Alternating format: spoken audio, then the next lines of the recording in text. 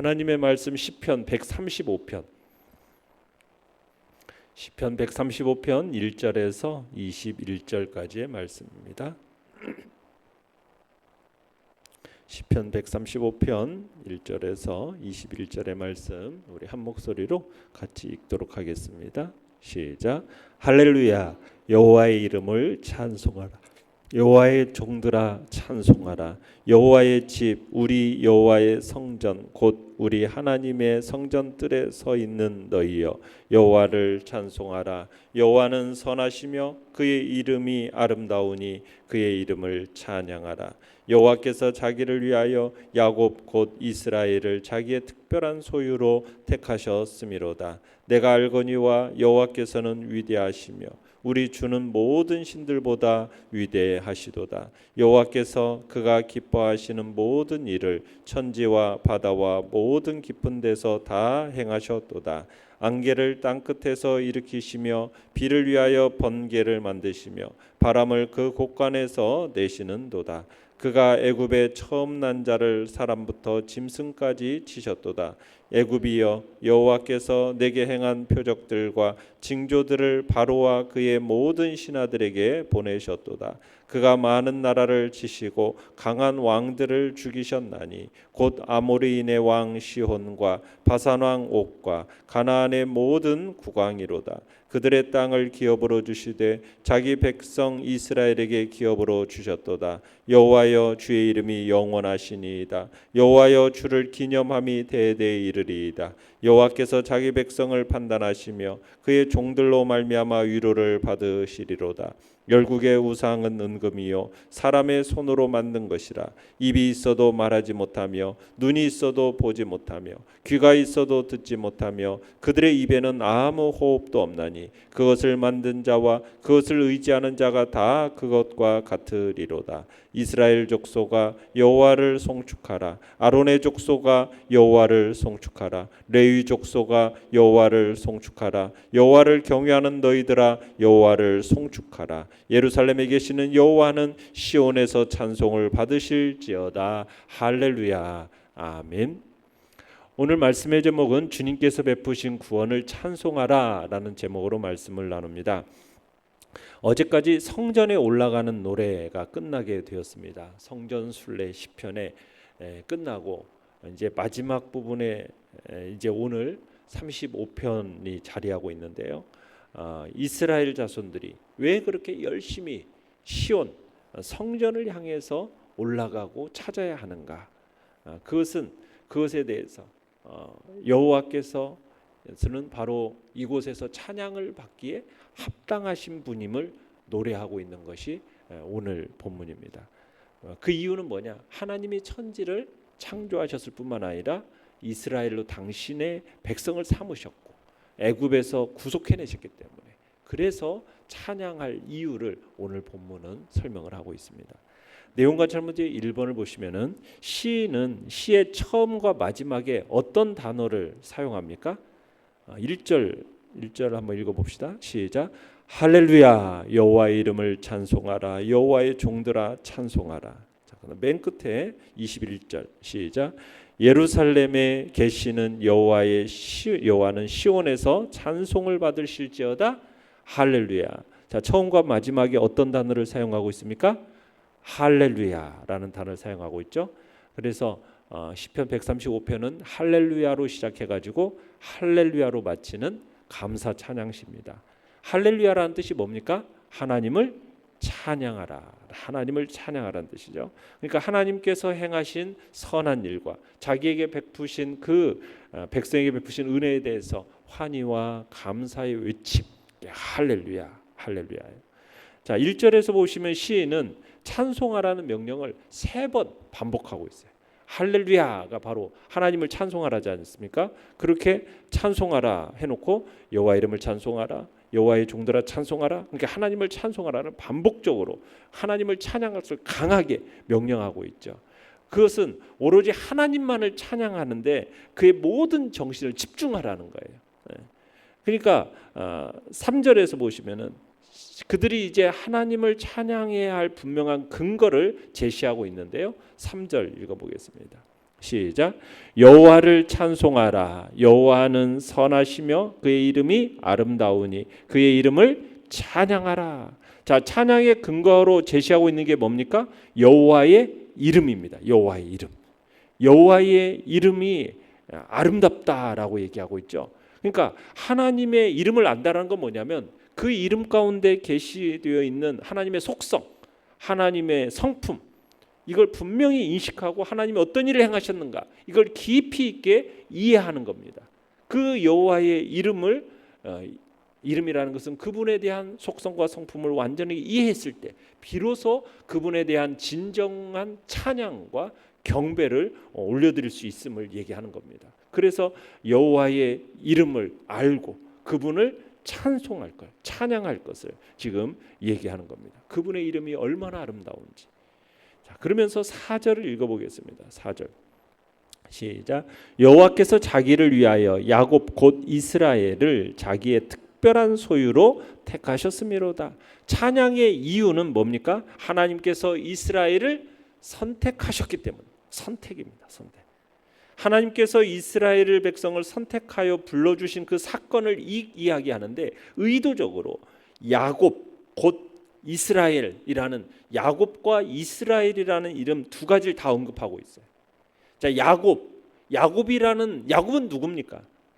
성경에서 이사야에 가면 별칭으로 지렁이라고도 얘기를 해요. 그러니까 야곱이라는 이름은 야비한 이름이에요. 야비한 이름. 어머니와 함께 아버지와 형을 속인 사람이잖아. 거기에 교활한 이름으로 야곱입니다. 거짓말쟁이라는 이름이 그 속에 들어있어요. 그러니까 야곱인 어떻게 보면 거짓투성이의 삶이었다는 얘기입니다. 자, 그런데 그런 야곱을 하나님이 뭐 해주셨다? 선택해 주셨다는 거예요. 불의하고 죄 많은 인생을 긍휼히 여기시고 무조건적인 사랑으로 택하여 주셨다라는 것을 말하기 위해서 야곱을 이렇게 하고 그리고 그를 무엇으로 이름을 바꿔주셨어요? 이스라엘이라는 이름으로 바꿔주지 않았습니까? 하나님과 겨루어 이겼다라는 그런 이름으로 바꿔줬다라는 거예요. 그러니까 하나님의 택하심 속에 담겨 있는 하나님의 사랑, 하나님의 자비를 여기서 말하고 있는 거죠. 그런 하나님의 선하신 그런 우리를 택하셨는데 특별한 소유로 택하심이 어떠함이었는가 그것을 찬양하고 있는 겁니다. 자, 그러면서 5절로 7절까지는요 시인이 천하 만물을 다스리시는 절대자 하나님의 그 위대하심을 찬양하고 있습니다. 먼저 5절을 읽어보겠습니다. 5절 시작. 내가 알거니와 여호와께서는 위대하시며 우리 주는 모든 신들보다 위대하시도다. 자, 위대하시다라는 이 표현은 모든 피조물들과는 차원이 다른 무한하신 분이다. 절대적인 신성을 가지신 분이다. 이것을 표현하고 있는 겁니다. 위대하다라는 표현에는 바로 그게 들어가 있어요. 무한하고 절대적 신성을 가지신 분. 자, 그런데 그 하나님은 세상의 모든 신들보다 위대하시다라고 이렇게 얘기하고 있는데 하나님은 상대적으로 위대하다라는 의미가 아닙니다. 여기서 얘기하는 것은 세상의 모든 신들과는 완전히 구별된 분으로 절대적 신성을 가지신 분임을 표현할 때 지금 모든 신들보다 위대하다라는 표현을 쓰고 있는 겁니다. 그러니까 다른 여기에는 신이 없죠. 하나님 이외에는 신이 없어요. 다른 신들은 다 인간이 만들어낸 신일 뿐입니다.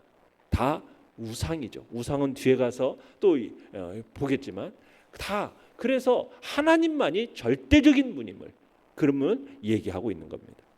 자, 내용과 첨제 2번을 보시면 시인은 하나님께서 천지 만물 가운데 어떤 일을 행하셨다라고 말하고 있습니까?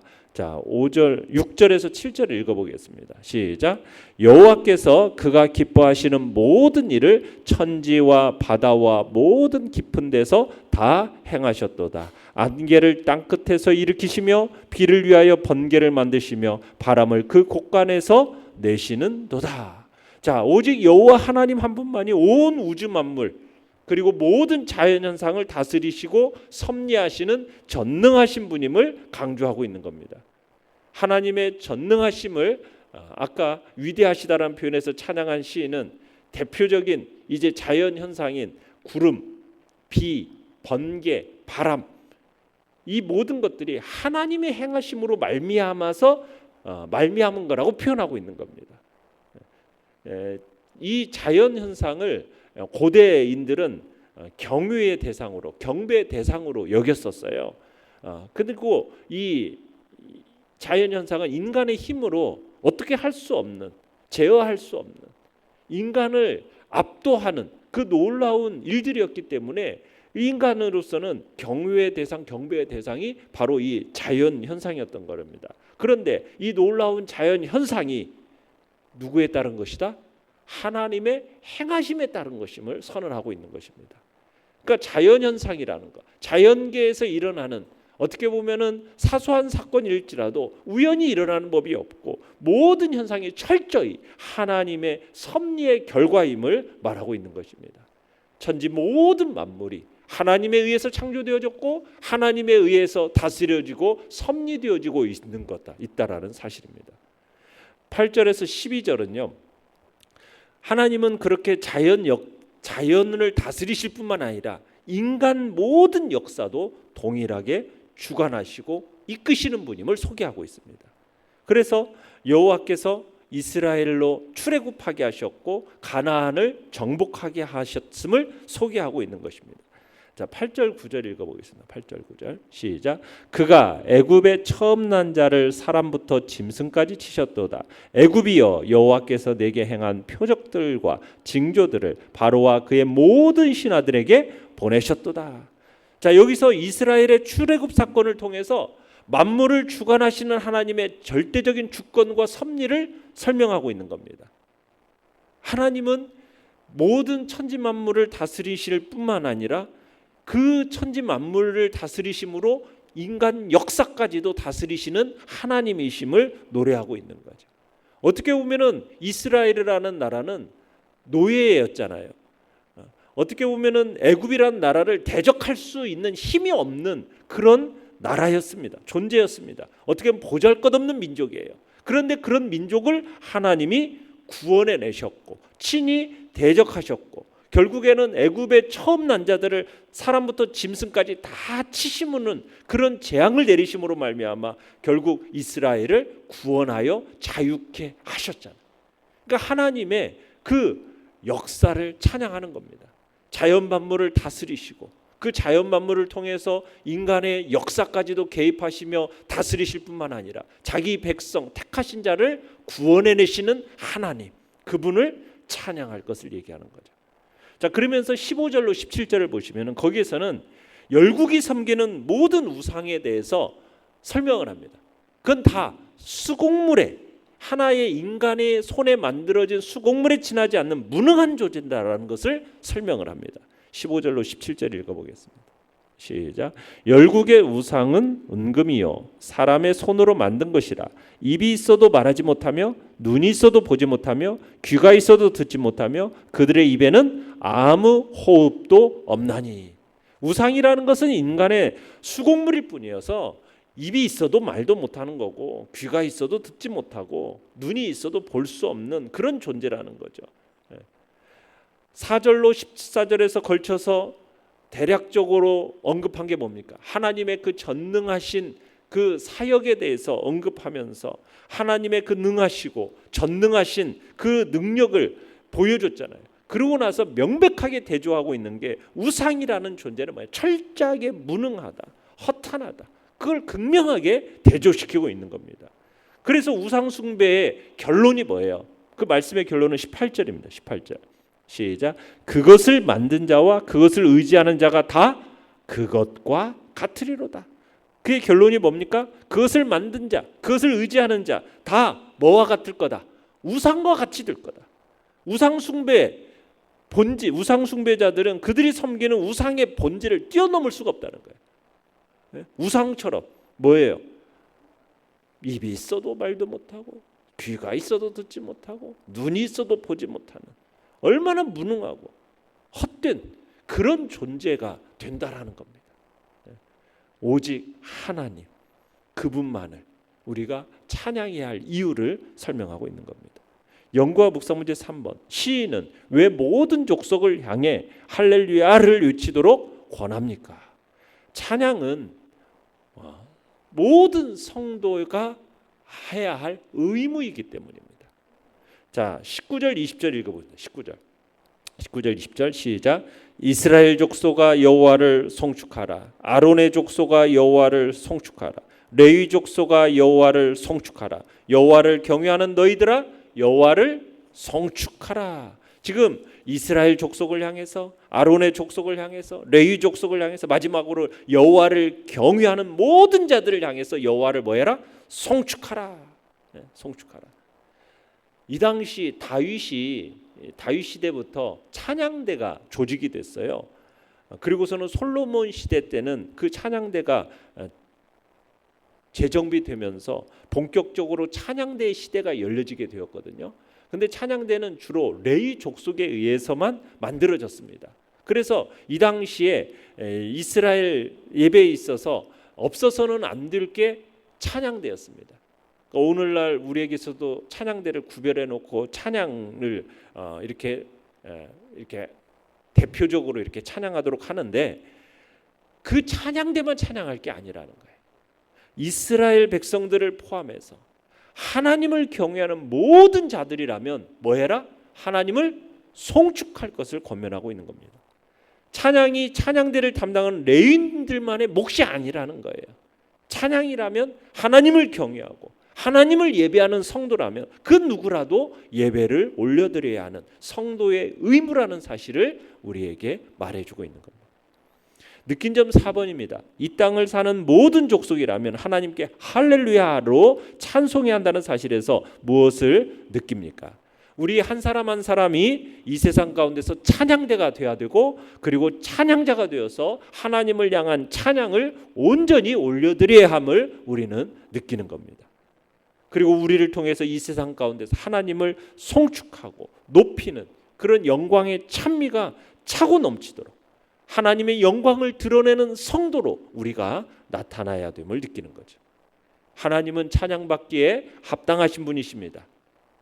하나님이 얼마나 찬양받기 합당하신 분인지를 오늘 설명하고 있는 거예요. 이 세상 모든 만물을 창조하셨고 그것을 다스리시고 그 자연 모든 만물까지 다스리실 뿐만 아니라 우리 인간 역사까지 다 다스리시는데, 그 인간 역사 속에서 결국 무엇을 하나님이 이루시고자 하시는 것입니까? 택함 받은 우리들을 구원하여 내는 구원의 역사를 이루어 가시는 분이 하나님이심을 우리에게 설명을 하고, 그리고 나서 세상이 섬기는 모든 우상들은 다 헛것이라는 것, 오직 하나님만이 절대적인 능력과 권세를 가지시고 이 모든 찬송을 받기에 합당하신 분이다. 그러니 너희는 하나님을 찬양하고 찬미하라. 이게 바로 우리들이 이 땅에서 살아갈 삶의 이유라는 거죠. 세상에 하찮은 것들의 마음을 빼앗기지 말고 오직 하나님께만 마음을 두어서 그분을 온전히 찬양하는 자. 진정 우리의 즐거움과 기쁨의 대상이 누구입니까? 오늘 시인이 목 터져라 외치고 있는 것은 만물을 창조하시고 주관하시고 우리를 택하여 구원하신 그 하나님의 이름을 기억하고 그분만을 영원히 찬양하며 즐거워하기를 우리에게 요구하고 있는 것입니다. 그러한 성도로 우리가 되기를 간절히 바랍니다. 결단과 적용 5번입니다. 나는 하나님께 택함 받은 백성으로 어떻게 주님을 찬양하고 있습니까? 하나님께 영광의 찬양을 올려드리기 위해 무엇을 실천하겠습니까? 우리는 약속의 땅에 이르는 여정 속에서 자기 백성을 구원하시는 그 하나님의 역사를 우리는 경험하며 살아가고 있습니다. 예수님이 이 땅에 오셨고 우리를 위하여 멸시와 고난을 받으셨고 십자가의 길을 걸어가사 그 십자가로 인하여서 하나님 나라의 유업을 우리에게 상속케 하셨습니다. 오늘 이 사실을 오늘 우리들이 묵상하면서 기억해내고 할렐루야 하나님을 찬양하고 그 구원의 은혜를 묵상하면서 참된 예배자로 주님께 영광 돌리겠다라는 복된 시간이 되시기를 간절히 축원합니다. 오늘의 기도 같이 읽겠습니다. 시작. 하나님께서 베풀어 주신 구원의 십자가에 대해 평생토록 감사와 찬양을 올려드리게 하소서. 아멘. 말씀을 생각하며 기도하시고요. 연약한 우리의 지체들을 위해서 기도해 주시기 바랍니다. 이 나라와 이 민족 새로운 지도자를 뽑는 이 시기에 하나님 가장 이 민족에게 이 시대에 꼭 필요한 지도자로 세워달라고 위해서 기도해 주시고요. 그리고 우리 교회에 또한 새생명 전도 축제를 풍성한 은혜의 참으로 잔치로 열어주시도록 많은 초대받는 이들이 주님 앞에 나와서 생명의 말씀을 듣고 구원함에 이르는 놀라운 역사를 놓고 기도해 주시기 바랍니다. 주여, 우리 세 번 부르짖으며 나갑니다. 주여, 주여.